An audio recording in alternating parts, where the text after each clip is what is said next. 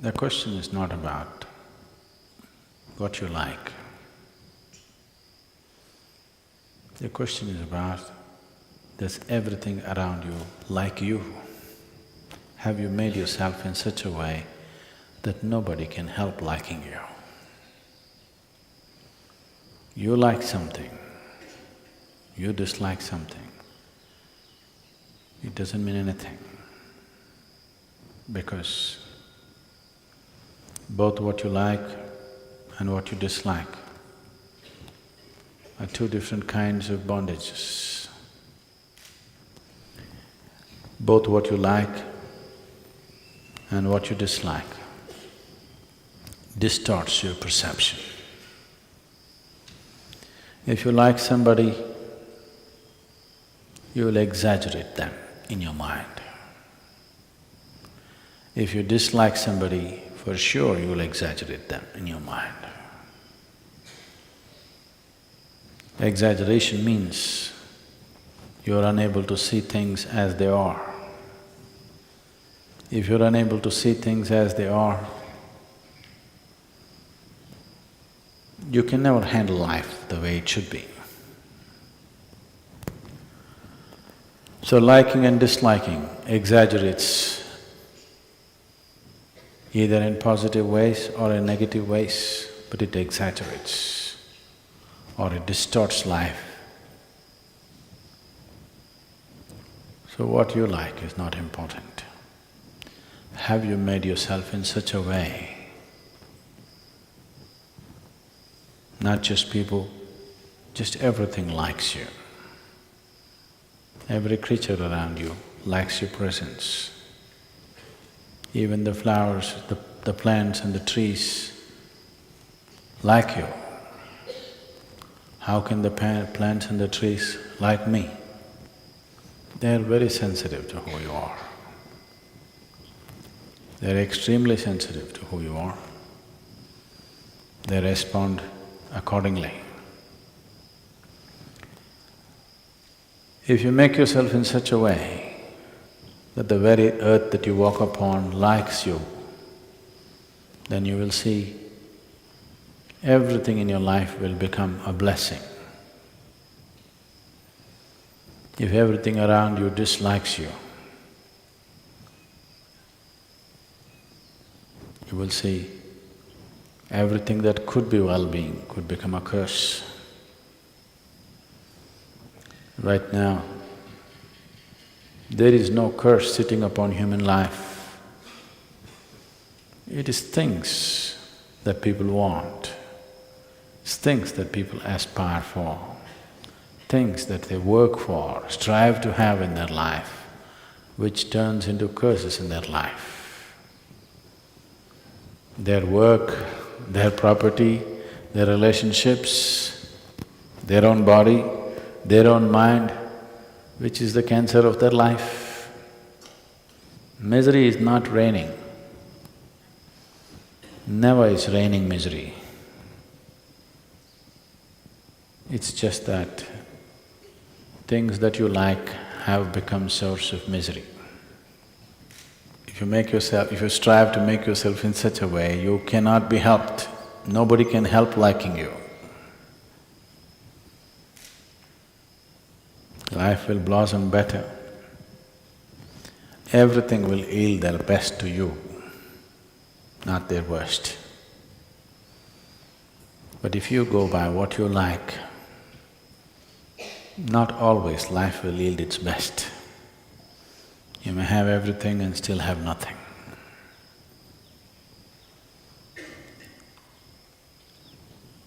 So spiritual process is not about pursuing what you like, it's about striving to make yourself in such a way, even the birds like you, the squirrels like you, it's about making yourself in such a way that every atom in this existence likes you, wants to yield to you. If existence does not yield to you, you do what you want, nothing will work in real sense. You may do something, you may become something, you may earn a living, you may make a living, but nothing will happen. You'll just go through a cycle without nothing tremendous touching your life. So those of you who are living in the ashram, I want you to learn to stand, walk, sit, breathe in such a way that even the stones around you like you.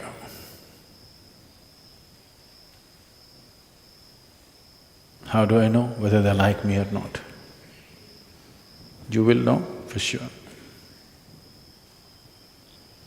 If you're sensitive about being like that, you will also know, you will also be sensitive enough to know that. If you are never sensitive about these aspects, you will not have the sensitivity to know. Otherwise, distinctly, you will know. Do not become in such a way, everything has to be shouted into your ears. You must become in such a way, if you look at somebody before they speak, you know. For this, you need a certain sense of receptivity. Receptivity will not happen to you if you're too full of yourself. The less you are, the more you receive. The more you are, less you receive. If you're too full of yourself, nothing bigger than your nonsense will happen to you. If there's no such thing as myself, you simply sit here, the whole existence will dance within you. You will become an instrument of the Creator. Otherwise, you will be a bundle of thoughts, emotions, prejudices and rubbish. This is the choice every human being has. Either to exist here as a limb of the Creator, as a Ishanga, we're calling them these days, or to exist here as a bundle of thoughts, emotions and nonsense that you have gathered. This choice is available to us every moment of our life, continuously choosing to be like that. If this striving is there, it will deliver you to a different place of gracefulness, where every stone, every pebble, every rock, every tree, every atom in the existence speaks to you in a language that you can know. Otherwise, you are alone in this vast existence, feeling constantly insecure, unstable, psychologically challenged. It's a choice. It is not a gift, it is a choice. One makes the right choice, right things will happen. One makes the wrong choice, wrong things will happen. It's a very fair and just existence, I want you to know. It doesn't spare anybody. It doesn't spare anybody. It's not like a social structure that some people can get away with wrong things. In this existence, it doesn't spare anybody. It doesn't matter who you are. If you jump off the roof, the earth will break your leg. Yes? Raja, Ranka, Fakir, everybody. Nobody is spared.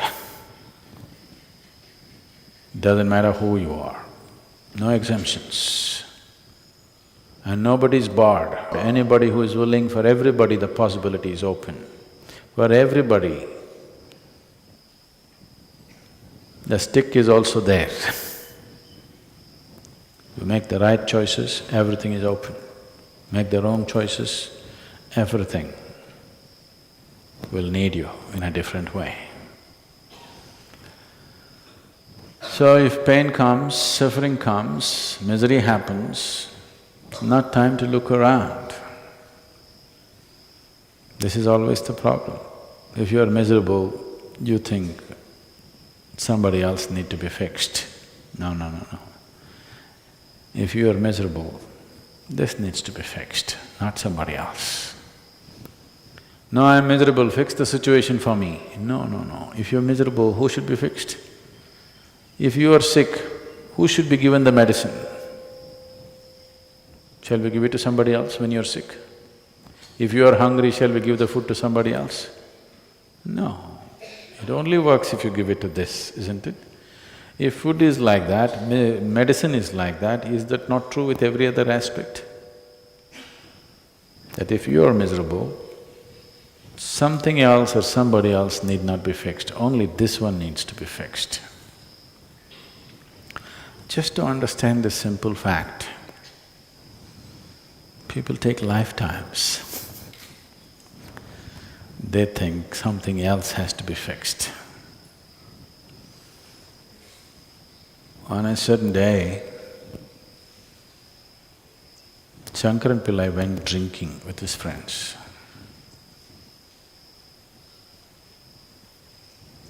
Yogis and drunkards both are timeless, you know. They don't know the passage of time. He went drinking. He intended to go back home at 8 o'clock, but drink after drink and time, he became unconscious of time.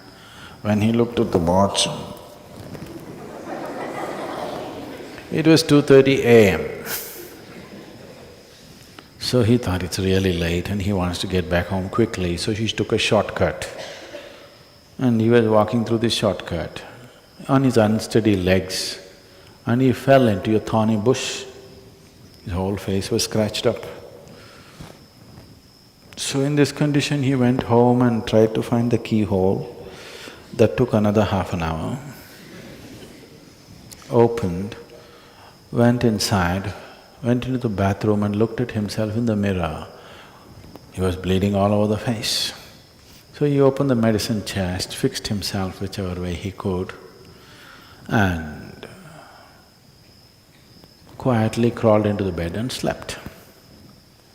Morning 8 o'clock, his wife took a bucket of cold water and threw it in his face. He got up, said, "You idiot, once again drinking?" He said, "No, honey, I haven't touched a drop.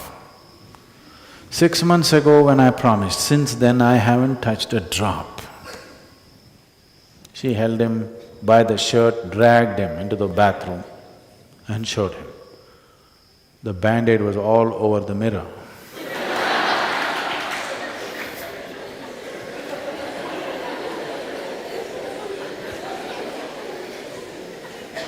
Doesn't work like that. Only somebody who is completely unconscious will do such things. If it's hurting here, you will fix it there, because you're completely unconscious or inebriated. So whenever you're miserable, you want to fix that one and that one and that one. No, no, no, this one needs to be fixed. If you put band-aid on the mirror, it doesn't heal your wounds. You have to attend to the wound. And both your miseries and joys are caused from inside, so it needs to be attended here, not somewhere else. The sooner you learn this, the more graceful and wonderful your life will become.